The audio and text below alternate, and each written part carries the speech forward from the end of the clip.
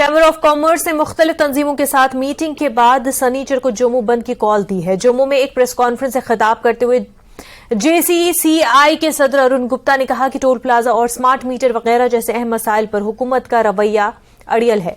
अरुण गुप्ता का कहना है कि उन्होंने बारहा हुकूमत से अपील की कि वो अवाम के मफादात के खिलाफ न जाएं, लेकिन हुकूमत ने इसे संजीदगी से नहीं लिया, इसलिए वो अलामती जम्मू बंद की कॉल देने पर मजबूर है।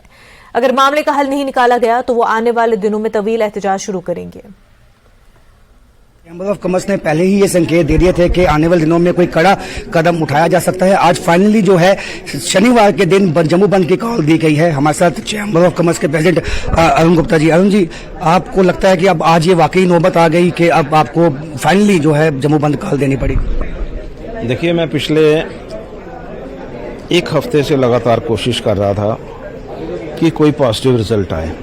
एक हफ्ता पहले हमारी मीटिंग हुई थी बाजार एसोसिएशन की, और सभी ने उस समय भी यही कहा था कि भाई चैम्बर जो है वो आगे आए, हड़ताल की कॉल दे, क्योंकि हमारी सुनवाई कहीं नहीं।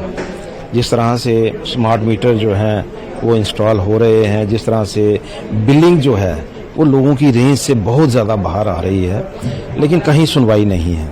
मैंने अपनी तरफ से सिंसियर एफर्ट्स किए कि कुछ हल जो है वो निकले, लेकिन अनफॉर्चुनेटली हल नहीं निकल पाया।